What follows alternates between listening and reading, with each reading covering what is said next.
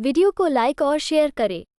रोज नए movie explanation video देखने के लिए चैनल को जरूर सब्सक्राइब करें। कहानी की शुरुआत होती है और हमें 2044 एडी का समय दिखाया जाता है, जहाँ पर हमें सन को दिखाया जाता है जिससे कि खतरनाक सोलर फ्लेयर निकल रही थी और इन सन फ्लेयर से काफी खतरनाक रेडिएशन निकल रही थी और इस रेडिएशन की वजह से पृथ्वी की 99% आबादी खत्म हो जाती है। अब पृथ्वी पर सिर्फ 1% ही इंसान बचे हैं जो कि पृथ्वी को फिर से पहले जैसा रहने लायक बनाना चाहते हैं, लेकिन ऐसा करना अब काफी मुश्किल हो गया है क्योंकि इंसानों की आबादी अब काफी कम है और इसीलिए ये बचे इंसान बहुत ही एडवांस रोबोट बनाते हैं जो कि इंसानों के कामों में उनकी मदद करते हैं। अब धरती इतनी बंजर हो चुकी थी कि यहाँ पर बारिश भी नहीं होती थी, लेकिन इन रोबोट्स की वजह से यहाँ पर बारिश होना भी शुरू हो जाती है। अब क्योंकि इंसानों ने भी इन रोबोट्स से सुरक्षित रहने के लिए दो तरह के नियम बनाए थे, जिसमें कि पहला ये था कि इंसानों को कभी भी नुकसान नहीं पहुंचाएंगे और दूसरा ये कि ये कभी भी अपने जैसे रोबोट्स नहीं बना सकते। अब रोबोट्स धीरे धीरे इंसानों की आबादी का हिस्सा बनते चले जाते हैं, लेकिन बाद में इनमें खराबी आना शुरू हो जाती है, जिसके बाद रोबोट्स इंसानों के खिलाफ होने लगते हैं और इसीलिए इंसान अब उन्हें डिस्ट्रॉय करने लगते हैं। दरअसल सोलर फ्लेयर के बाद इंसान एक सेफ सिटी में चले गए थे और ऐसा हुए पूरे 20 साल हो गए हैं और ये समय 2044 एडी का है। अब इंसान भी रोबोट्स के खराब होने के बाद अपनी पुरानी जिंदगी में लौट जाते हैं। इसके बाद हम एक पुलिस वाले को देखते हैं जो कि एक पुरानी फैक्ट्री में जाता है जहाँ पर की एक पीले रंग का रोबोट छिपा हुआ था। वो रोबोट यहाँ पर अपने आप को ठीक कर रहा होता है। अब पुलिस वाला उसे शूट करने वाला होता है, लेकिन रोबोट उसे रोकते हुए कहता है कि ऐसा मत करो, मैं अपने आप को ठीक कर रहा हूँ, लेकिन पुलिस वाला गोली मारकर उसे खत्म कर देता है। इसके बाद हम जैक नाम के एक आदमी को देखते हैं जो कि इंश्योरेंस इन्वेस्टिगेटर है। जिनके रोबोट्स में भी कोई दिक्कत आती है वो उन रोबोट्स को इन्वेस्टिगेट करके उनके मालिकों को क्लेम दिलवाता है। अब एक रोबोट का मालिक उसे अपने घर बुलाता है जिसके रोबोट ने उसके कुत्ते को मार दिया था। वो जैक से कहता है कि तुम इस घटिया रोबोट को ले जाओ और मेरे इंश्योरेंस के पैसे मुझे दे दो। अब इसके बाद जैक एक चाकू उठाता है और उसे अपने हाथ पर गिराता है, लेकिन इससे पहले वो चाकू उसके हाथ पर गिरता वो रोबोट उससे रोक लेता है। इसके बाद जैक उस आदमी से कहता है कि हमने इन रोबोट्स को इस तरह से बनाया है कि ये किसी भी जिंदा चीज को नुकसान ना पहुंचाएं और इसीलिए तुम्हारा क्लेम खारिज किया जाता है। अब इसके बाद जैक को उस जगह पर बुलाया जाता है जहां पर उस रोबोट पर जांच चल रही थी जिसे कि उस पुलिस ऑफिसर ने मारा था। अब यहाँ पर उस रोबोट की डॉक्टर जैक को बताती है कि इस रोबोट के किसी ने पार्ट्स बदल दिए थे जिस वजह से ये खुद को रिपेयर करने की कोशिश कर रहा था, लेकिन पुलिस ने इसे गोली मारकर डीएक्टिवेट कर दिया। जैक ये बात सुनकर काफी दुखी होता है। इसके बाद जैक अपने बॉस के पास जाकर उसे बताता है कि कैसे एक पुलिस वाले ने उस रोबोट को गोली मारकर उसे डीएक्टिवेट कर दिया, जिस पर उसका मालिक कहता है कि पुलिस को अपना काम करने दो। जैक कहता है कि कोई तो जरूर है जो कि रोबोट्स के साथ छेड़छाड़ करके उनके पार्ट्स बदल रहा है। उसका बॉस कहता है कि अच्छा अगर ऐसा है तो उस आदमी का पता करके मुझे बताओ, इसके बाद मैं तुम्हारा ट्रांसफर इस शहर से दूर कर दूंगा।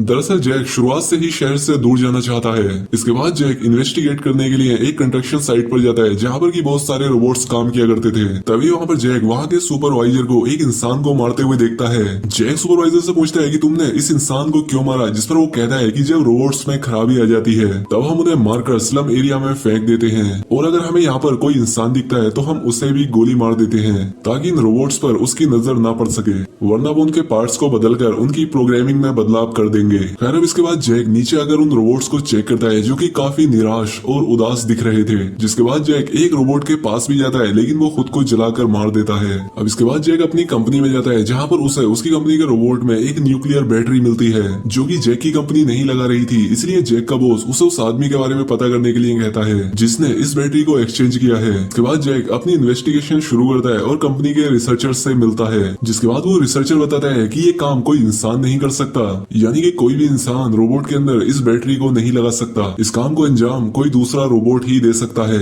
इसके बाद जैक उस जगह पर जाता है जहाँ पर उस पुलिस ऑफिसर ने उस रोबोट को गोली मारी थी।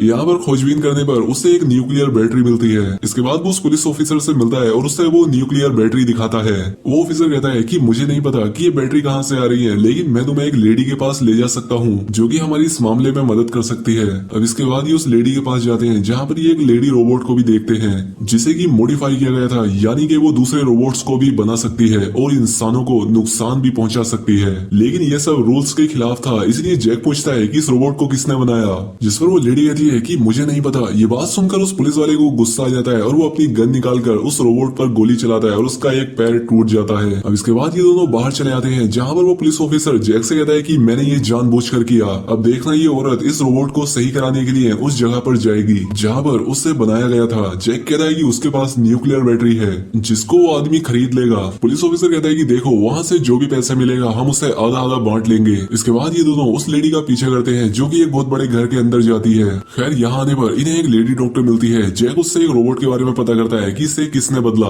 लेकिन वो कहती है कि मुझे नहीं पता। साथ ही वो ये कहती है कि अब बदलाव का वक्त आ गया है और जब एक रोबोट दूसरे रोबोट को बनाएंगे तब वो ज्यादा अच्छे और बेहतर बनेंगे। अब यहाँ पर जैक उससे वो न्यूक्लियर बैटरी दिखाते हुए कहता है कि अगर तुम मुझे उस आदमी का पता दोगी तो मैं तुम्हें ये न्यूक्लियर बैटरी दे दूंगा। अब ये सारी बातें जैक जाकर अपने बॉस को बताता है, जिस पर उसका बॉस कहता है कि जैक तुम्हें जल्द से जल्द इस केस को सोल्व करना होगा। खैर इसके बाद वो डॉक्टर जैक को अपने पास बुलाती है और उससे कहती है कि मैंने इस रोबोट के अंदर उस पीले रोबोट के सॉफ्टवेयर को इंस्टॉल कर दिया है, जिसके बाद अब ये रोबोट अपने आप से ही खुद को ठीक करने लगा है और ये सॉफ्टवेयर काफी ज्यादा एडवांस्ड है। तभी बाहर से गेट को कोई नॉक करता है। जब डॉक्टर दरवाजा खोलती है तो वहाँ पर कुछ बच्चे होते हैं जो कि उसे शूट कर देते हैं। जैक यहाँ से किसी तरह से भागकर बच जाता है और अपनी कार में जाकर बैठ जाता है और इस कार में वो लेडी रोबोट भी होती है। जब ये लोग यहाँ से भाग रहे होते हैं तभी उनकी कार का एक्सीडेंट हो जाता है। अब अगली सुबह जब जैक को होश आता है तो वो देखता है कि वो रोबोट खुद को रिपेयर कर रही है और इसके बाद जैक फिर से बेहोश हो जाता है। अब थोड़ी ही देर के बाद जैक की आंख फिर से खुलती है और वो देखता है कि यहाँ पर और भी रोबोट्स आ गए हैं जो कि उसे शहर से दूर ले जा रहे हैं। यहाँ पर जैक उनसे कहता है कि हमें शहर की तरफ चलना चाहिए, लेकिन वो जैक की बात नहीं मानते, इसलिए जैक अकेला ही शहर की तरफ बढ़ने लगता है। लेकिन जैक काफी गंभीर रूप से घायल था, इसलिए वो फिर से बेहोश हो जाता है। खैर अब रात में जब जैक को होश आता है तो वो लेडी रोबोट जैक को कीड़े खिलाती है और उससे पानी पिलाती है। दरअसल इन रोबोट्स को पता है कि ऐसी सिचुएशन में इंसानों को कैसे बचाया जाता है और असल में ये रोबोट्स भी इंसानों के दोस्त हैं। ये उन्हें मारना नहीं चाहते,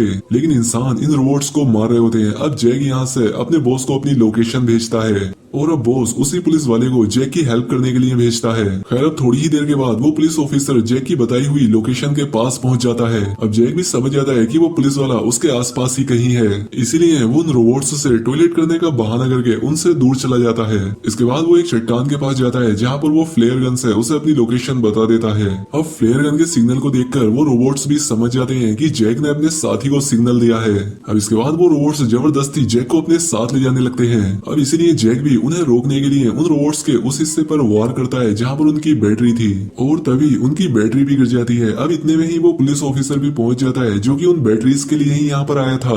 वो एक बैटरी को उठाता है और एक रोबोट को शूट कर देता है। अब इसके बाद जैसे ही वो पुलिस वाला दूसरे रोबोट को शूट करने जाता है कि तभी जैक उस फ्लेयर गन से उस पुलिस वाले पर शूट करके उसे मार डालता है, लेकिन पुलिस वाले का साथी उस बैटरी को लेकर यहाँ से भाग जाता है। अब बचे हुए रोबोट्स उस घायल रोबोट को ठीक करने लगते हैं। जैक उन रोबोट से कहता है कि तुम मुझे शहर ले चलो और मैं तुम्हें तुम्हारी बैटरी वापस दिला दूंगा। दूसरी तरफ वो पुलिस वाले का साथी जैक की कंपनी में पहुंच जाता है और उन्हें सब कुछ सच सच बता देता है।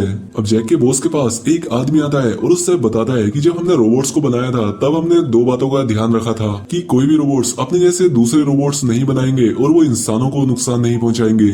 लोगों ने उनके सॉफ्टवेयर को चेंज करने की कोशिश की, लेकिन कोई भी ऐसा नहीं कर पाया। लेकिन ये काफी हैरानी की बात हुई है कि किसी ने उनके सॉफ्टवेयर को चेंज कर दिया है और अब ये बदले हुए रोबोट्स इंसानों के लिए एक बड़ा खतरा बन चुके हैं। अब अगली सुबह जब जैक सोकर उठता है तो वो सिर्फ लेडी रोबोट को यहाँ पाता है। वो लेडी रोबोट से पूछता है कि बाकी रोबोट्स कहाँ गए, जिस पर कहती है कि वो सभी रास्ता ढूंढने के लिए गए हैं। इसके बाद जैक उस लेडी रोबोट्स के साथ आगे बढ़ने लगता है और वो दूर से एक इंसान को देखता है, लेकिन जब वो उसके पास जाता है तो वो पाता है कि वो एक रोबोट है जिसका नाम ब्लू रोबोट है। अब इसके बाद जैक जब फैक्ट्री के अंदर जाता है तो वो पाता है कि यहाँ पर बहुत सारे रोबोट्स दूसरे रोबोट्स को बना रहे थे। खैर अब जैक फैक्ट्री से निकलकर एक जगह पर खड़ा हो जाता है और तभी वहाँ पर वो ब्लू रोबोट आता है। जैक उस रोबोट से कहता है कि पहले यहाँ पर एक नदी हुआ करती थी, लेकिन अब सब कुछ सूख चुका है। वो रोबोट कहता है कि बदलाव ही प्रकृति का नियम है और अब रोबोट्स भी खुद को बदल रहे हैं, इसलिए अब इंसानों और रोबोट्स को एक साथ मिलकर रहना होगा। धरती पर एक ऐसी जगह है जो कि पूरी तरह से रेडियो एक्टिव है और वहाँ पर इंसानों का रहना नामुमकिन है। हम वहीं पर जाकर रहना चाहते हैं, इसीलिए तुम हमारी बैटरीज वापस कर दो।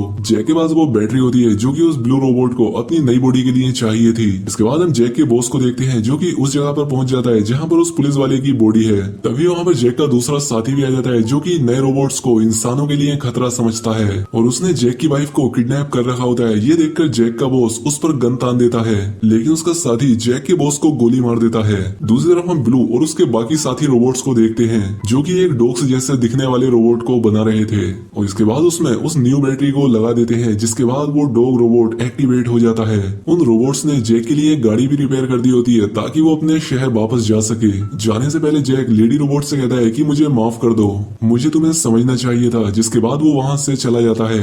अब रास्ते में जैक अपने बॉस को देखता है जो कि अपनी जिंदगी की आखिरी सांसें ले रहा था। उसका बॉस जैक से कहता है कि वो लोग तुम्हारी वाइफ को ले गए हैं, उससे बचा लो।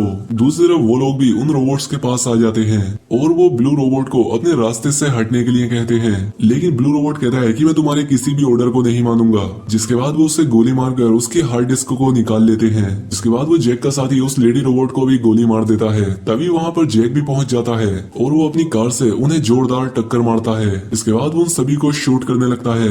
अब यहाँ पर जैक काफी ज्यादा घायल हो जाता है। तभी जैक का वो आखिरी बचा साथी उसकी तरफ गन लेकर जाता है और उसे शूट करने ही वाला होता है कि तभी वहां पर वो डॉग रोबोट आ जाता है और उसे नीचे गिरा देता है, जिससे कि वो मारा जाता है।